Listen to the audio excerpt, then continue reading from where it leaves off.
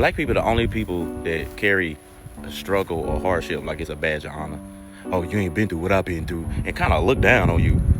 Like, nigga, that's your mama fault. That's your daddy fault. Your daddy left you. That's not on me. And honestly, there's a such thing called being mentally strong. Like, it don't matter how many hardships or struggles you done been through. If your mind, if your mental ain't together, none of that gonna matter. None of that gonna matter. You're gonna result back to the struggle that you're accustomed to. Meanwhile, while other people over here on this side, we mentally strong. And I've actually been through the same struggles y'all been through. I just don't talk about them a lot because that ain't who I am. They don't define me. And a lot of my struggles were self-inflicted, just like y'all. So y'all don't want to admit that part, but it is what it is. But yeah, on this side, we mentally strong. So we fighting battles that you couldn't even fathom. You couldn't even imagine. What would Lil Wayne say? A big head nigga couldn't even imagine. Yeah, like, yeah, bro, like, get on with all that. Oh, look at that. Oh, you had your daddy? Not me. Okay, nigga, that's your daddy fault. Sorry, my daddy was a real one and stayed in my life, but that don't mean I ain't been through nothing. And honestly, let me tell you something. Like I say, more importantly, my mental be more stronger than y'all's, bro. Yeah, bro. I don't look at myself like a victim. I don't look at myself how y'all view yourself. I view myself as the other V word, a victor. Yeah, bro. I want better for you, though. Hopefully y'all fix that in y'all life. Facts. That's the worst one. People saying, oh, you had your daddy in your life, I ain't had mine. Yeah, that's the worst. I grew up in a 2-parent household. Okay, you ain't had your daddy in your life. You don't know about getting a beating from both of them when you got in trouble, right? You don't know about getting 2 whoopings. You get a whooping from your mama, then she tell him what you did, and then when he get off work, he whoop you too, right?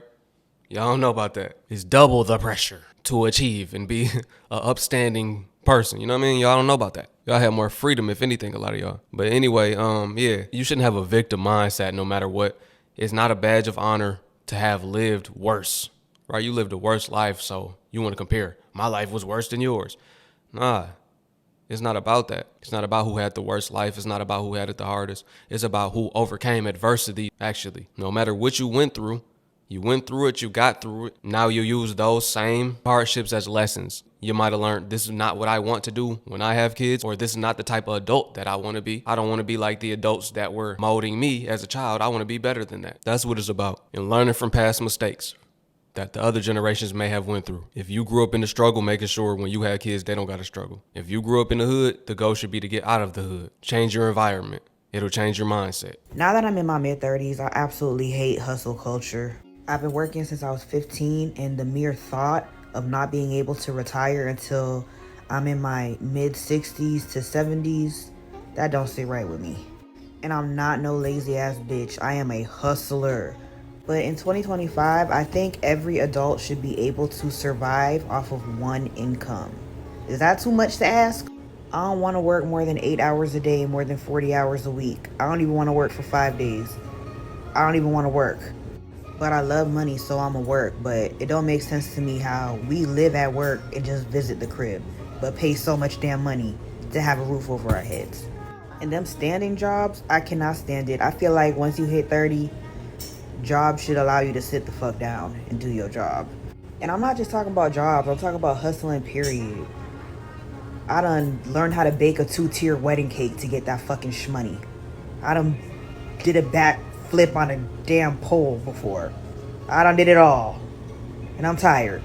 And being an entrepreneur is so damn hard because that money do not be consistent, especially in this economy. But then bills be extremely consistent. It's especially hard to be an entrepreneur when you have integrity and you not down to finesse people. Preaching. I've been saying this. I'm like, when you an entrepreneur and you got a heart, you're set apart. Because ain't nobody else in entrepreneurship like that. They don't got no integrity. They love to swindle that dollar up out of you. Once they get it up out of you, you might not hear from them no more. You tell them they did a bad service, they might block you. They might not respond, or they're going to respond with a negative response. I remember Airbnb. I had booked the Airbnb, and I didn't realize it was a shared unit. So I'm like, look, just refund me. Oh, I have to talk to my business partner. We can give you a 70% return. Why? When y'all wouldn't have had the money in the first place if I didn't book y'all. I'm not even coming to the unit. I just want my money back so I can book something else. Well, we can give you 70% for what? Y'all didn't do anything. Once they got that money out of you, they don't want to do anything to help you. You can't have a heart. You can't have integrity in business. That's the sad part. It's a grimy game. Extremely hard, extremely broke, extremely starving artists. I don't know about y'all, but I can't do this shit for another 30 to 40 years. I know I physically cannot do this shit. I am burnt out. I need a whole 7 days just to sleep. But if I miss 7 days of work, I'm gonna be so fucking behind on my bills. And TikTok be acting like you gotta sell your soul for a little chump change. Cause I don't know what's happening this month. But they ain't fucking with my ass this month. And I tell myself every day, just keep going. You know, I just be trying to make it through the day and then worry about tomorrow. But I might crash out soon. What's gonna be worse is when she wakes up to the reality that our generation ain't gonna retire. It's not gonna be no retirement. But they say it won't even be no money left in the retirement system for us to retire. Why is everyone in their 30s struggling so bad? Why are the millennials having such a hard time in life? I was talking to my mom earlier today, and I just had a thought. I was just like, dang, why is everybody my age having such a hard time in life? And don't get me wrong, they're not like down bad, but they're not like up good or up doing well. Everyone just seems like their life is really hard. Like it's not nowhere on the same page as the life that they wanted for themselves. And it's like, is that not discouraging? To look around you and your friends and family and realize that they all on a deep level seem extremely unhappy. What does that even mean? What does that mean for us? What does that mean for me? Like, what does it mean? Like, is that it? Is this all there is? Or is it just us? This can't be the only life that's an option. And I just realized talking to my mom, like I was like, that just can't be me. That just can't be my life. I just cannot accept the worst of the worst. I cannot succumb to the lifestyle of those around me. And that's why I've always kind of felt different. Just because I refuse to let unhappiness be my legacy. I can't live like that.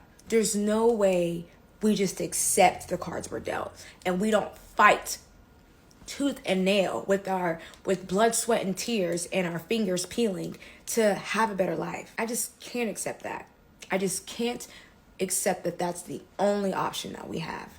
You know how people are fighting back? They're getting up and getting out, leaving the country, going to a country where they can live good on $2,000 per month. $3,000, they're living great. You see the influx of people going to Thailand.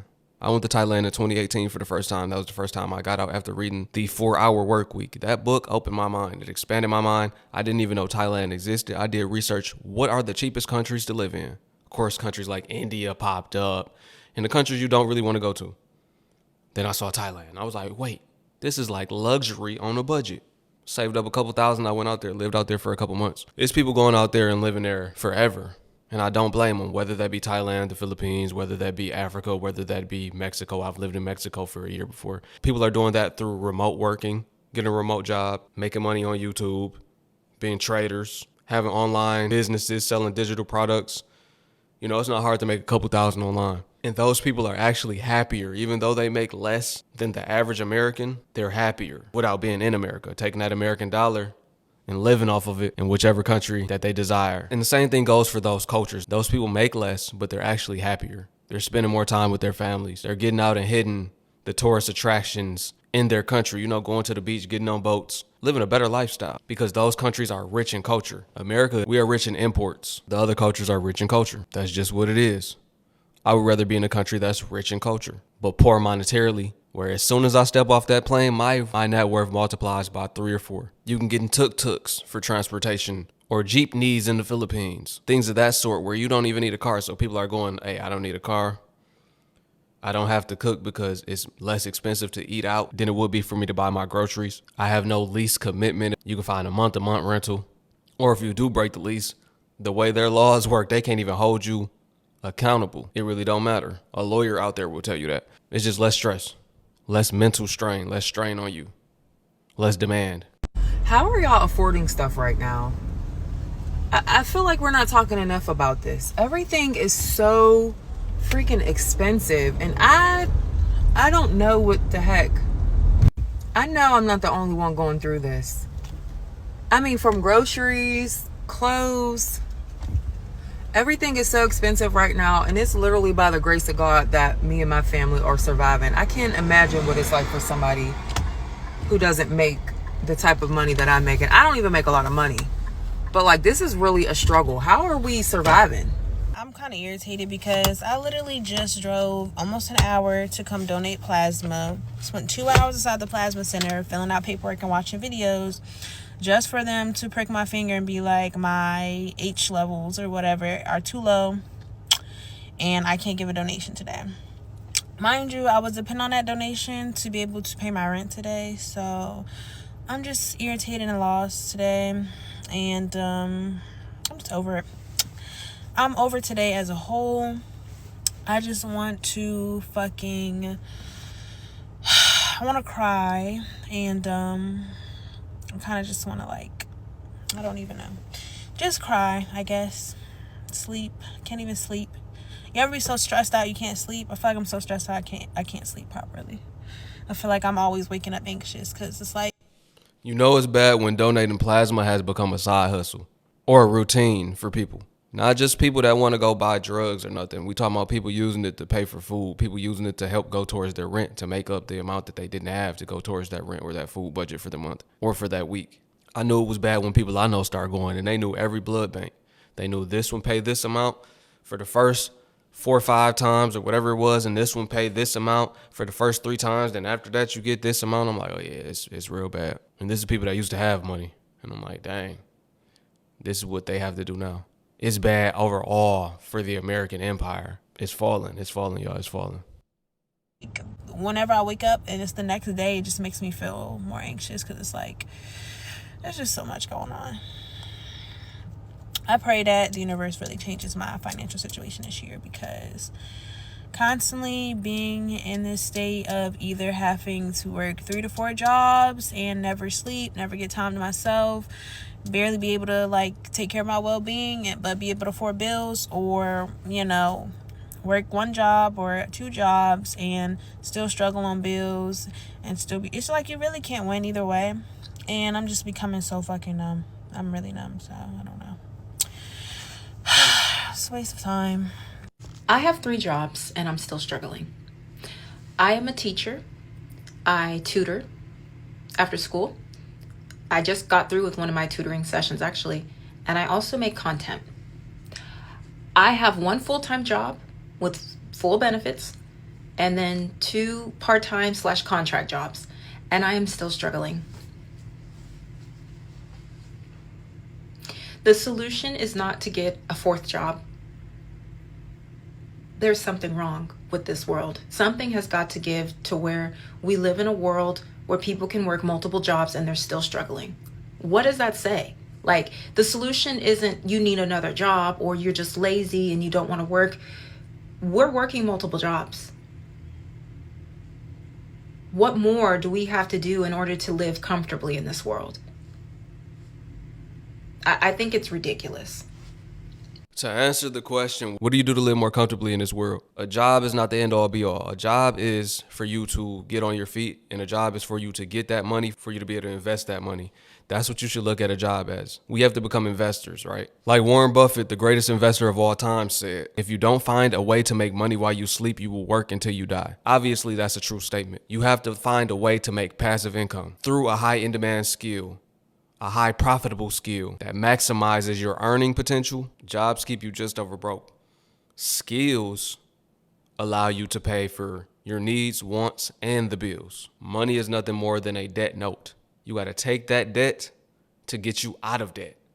Employ your coins so they go out and bring you back more, right? That $1 should come back and bring you 2. 2 should come back and bring you 4. This is the mindset we have to have. We got to learn how to flip money, where you get a 20% return, a 200% return on your investment. It's very doable through the stock market, through ETFs, through cryptocurrency, through futures, forex, options, through product. Product outweighs productivity. And why do we talk shit about people that got rich parents, bro? Because if I had rich parents, bro, you can say whatever the hell you want to say about me, bro. Because I hate having to spend every waking hour trying to figure out how I'm going to be the one that's going to make my family rich.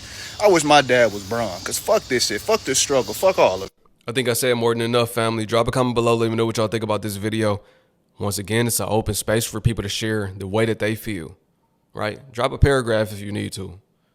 Everybody else, let's interact with one another. Let's uplift one another. Let's give some sound advice on how people can get out of survival mode and get out of struggle culture. I appreciate y'all for watching. Peace to my Hebrew fam. Shalom. I will catch y'all on the next one.